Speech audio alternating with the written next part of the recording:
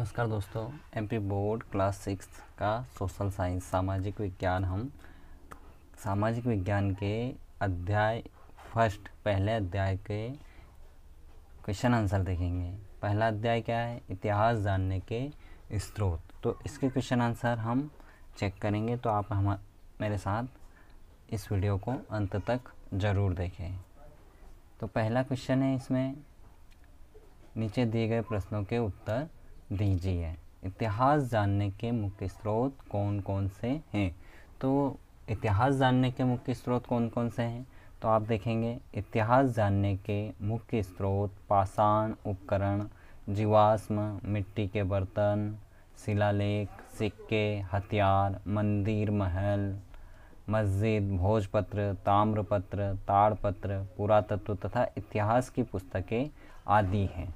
तो दोस्तों, हम जानते हैं कि इतिहास के मुख्य स्रोत कौन कौन से हैं। तो इतिहास जानने के, जब इतिहास के बारे में हम जानेंगे तो पाषाण के उपकरण, जीवाश्म, मिट्टी के बर्तन, शिलालेख, सिक्के, हथियार, मंदिर, महल, मस्जिद, भोजपत्र, ताम्रपत्र, ताड़पत्र, पुरातत्व तथा इतिहास की पुस्तकें आदि हैं। क्वेश्चन नंबर 2 देखेंगे हम। क्वेश्चन नंबर 2 है, शैल चित्र क्या है? शैल चित्र क्या होते हैं? वह मध्य प्रदेश में वे कहाँ कहाँ मिलते हैं? तो हम देखेंगे, इसका उत्तर देखेंगे, बहुत पहले लोग जब लिखना पढ़ना नहीं जानते थे तब वे अपनी बात चित्र बनाकर कहते थे। खोज करने पर पता चला है कि ऐसे चित्र आदि मानव बनाया करते थे। आदि मानव काल में चित्र पहाड़ों की गुफाओं में बनाए जाते थे, इसलिए इस काल के चित्रों को शैल चित्र कहते हैं। मध्य प्रदेश में भोपाल के पास भीमबेटका के शैल चित्र आदि मानव काल के ही है। भीमबेटका विश्व का सबसे बड़ा शैल चित्र स्थल है।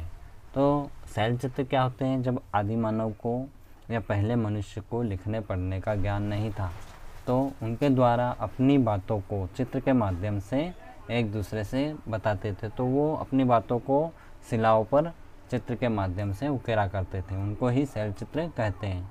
जो भीमबेटका विश्व का सबसे बड़ा शैल चित्र स्थल है। क्वेश्चन नंबर 3 देखेंगे, भोजपत्र। भोजपत्र किसे कहते हैं? तो इसका उत्तर है, भोजपत्र एक विशेष प्रकार की वृक्ष की छाल होती है जिस पर प्राचीन काल में लिखा जाता था। मतलब भोजपत्र एक विशेष प्रकार की वृक्ष की छाल होती है जिस पर प्राचीन काल में लिखा जाता था। फिर इतिहास का अध्ययन क्यों आवश्यक है? तो उत्तर है, इतिहास से हमें पुरानी बातों की जानकारी मिलती है। पहले लोगों का जीवन कैसा था तथा वे किस प्रकार रहते थे, उन्होंने आग जलाना कैसे सीखा, पहिए की खोज कब हुई, ये सब बातें हमें इतिहास से ही सीख सकते हैं। इतिहास को पढ़ने से हमें अपनी सभ्यता व संस्कृति की जानकारी मिलती है। इतिहास हमें राजा महाराजा से लेकर जनसाधारण तक की जानकारी देता है। इतिहास से अनेक बातें सीखकर ही हम लगातार उन्नति कर सकते हैं। तो इतिहास जानने की हमें आवश्यकता क्यों पड़ती है? तो इतिहास से हमें अपनी पुरानी बातों की जानकारी मिलती है। पहले लोगों का जीवन कैसा था, वो कैसे अपना जीवन यापन करते थे, वे किस प्रकार रहते थे, उन्होंने आग की खोज कैसे की, आग जलाना कैसे सीखा, पहिए की खोज कैसे की, ये सब बातें हमें इतिहास से ही जानकारी मिलती है। पहले की संस्कृति कैसी थी, सभ्यता कैसी थी, लोग कैसे रहते थे, इन सभी बातों की जानकारी हमको इतिहास से ही मालूम पड़ती है। नेक्स्ट क्वेश्चन है, क्वेश्चन नंबर 4 देखेंगे,